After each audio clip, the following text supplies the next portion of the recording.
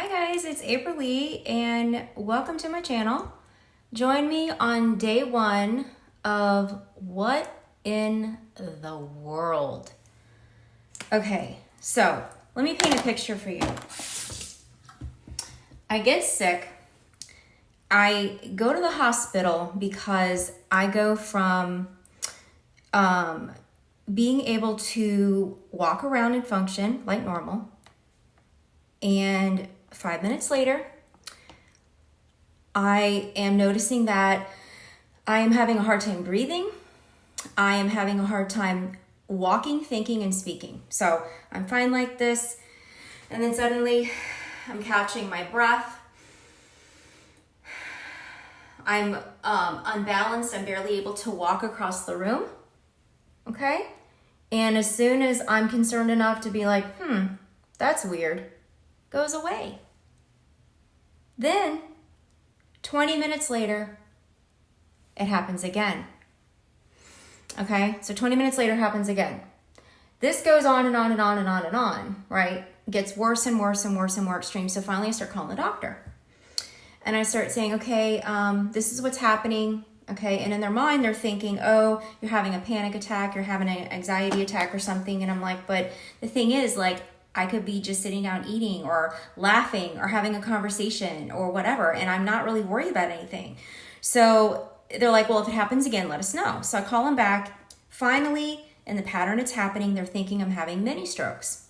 So they say, if it happens again, you need to call an ambulance. Well, I didn't call an ambulance. I called my mother-in-law, and she lives down the street. So I'm telling her what's going on, comes over, gets me to the hospital. There is so lack of energy in my body, okay, that I am barely able to even communicate at the desk of the ER of what is going on. So I go in the back, I sit down, I get to the first nurse. He's asking me all kinds of things, basically saying, oh, maybe you just are sick with a virus or something, or you have, maybe you're just anxious about anything. You worried about anything? And I was like, no. The fact that I literally run out of energy and have energy and then no energy and energy and no energy at the drop of a hat is concerning. And I'm afraid to drive. I'm concerned about, life in general, because that's not a safe thing. Okay. So I get back there and I'm thinking, oh dear God, I'm never going to get past this guy. He's going to mark it as anxiety or tell me I got a illness and send me home. So, this was before COVID, by the way. This is a few months before COVID came. So I think they already had an idea that COVID was around or some kind of weird virus, and that they just weren't notifying the public because they were kind of treating me like I had leprosy or something. So anyway, I get admitted because they can't figure out what's wrong with me, and I'm not stable enough to just go home. And they end up putting me in the heart ward, okay, thinking like maybe something with my heart causing this. So they do all these tests. They have me there overnight and everything. Then they get all these things done, all these exams, all these blood work, labs, testing, everything. And they send me to, they bring a guy in. He's like head of neurology. Did this whole thing with me.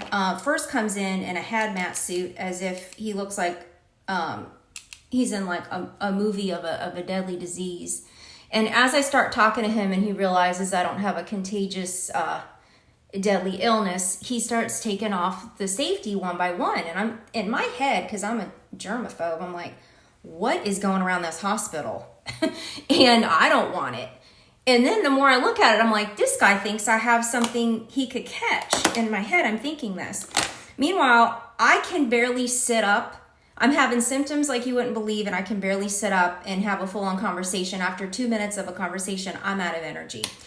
And so I end up getting examined by the head of neurology, mind you, okay, who tells me he's 99.9% sure that I have MS, okay, multiple sclerosis.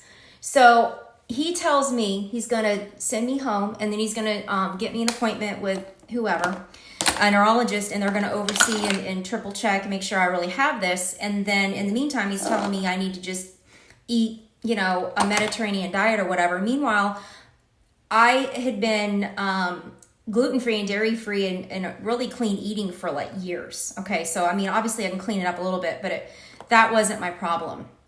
And so I ended up going home, and I could barely function. It was getting worse and worse as I'm waiting for this appointment. So if you know me long enough in life, or you see me on here, you know that I got my butt into that neurologist much sooner than I was supposed to. So I called and called and called, and finally, instead of a 3-week wait, I got in within like maybe a couple days. And so in the meantime, I'm at home and I'm sitting there like in my little blue chair in my living room, and I'm like, okay, Lord, nobody knows what's wrong with me. They think I have MS. I'm sitting here with this diagnosis, and I'm like, I don't know what to do. So I go in to see this guy. He looks at my MRI. Okay, he says, I'll do another one, but I don't think you have it. And he says, after getting the test done, coming back to the follow-up with this man, he says, well, good news is, and thank God for you, you don't have MS, but we don't know what you have. So we're going to give you stimulants, okay? So the man gives me like almost like an ADHD stimulant for my mind and to give me energy, because at this point I have none. And my mother-in-law took me to the appointment, and it took me about 5 minutes to get down a hallway, and I look like I'm sedated or on drugs walking down the hall and barely able to speak. I look crazy. And so I get this information, and he's like, and then I'm going to write you a prescription. You're going to have uppers, like stimulant to be awake and functional and energy. Then you're going to get, I'm going to give you a script for physical therapy.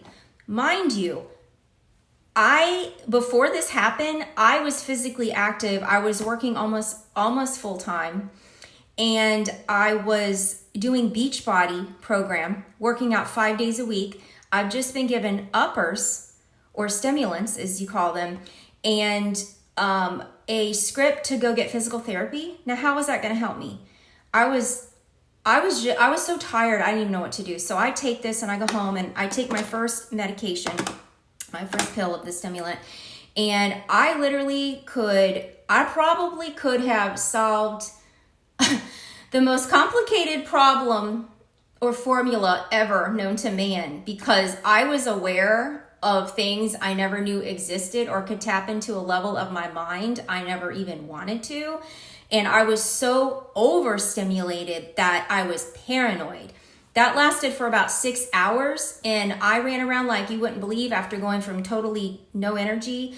And I got so much done that I literally crashed, and I could function to zero ability for 12 days, at least, like almost a full 2 weeks over running around for that amount of time. That pill frightened me because it made me too aware. I felt more things in my body.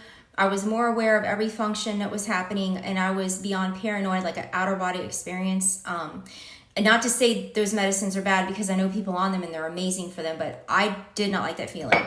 And the physical therapy, I didn't even do it then because, number one, I didn't know what I had.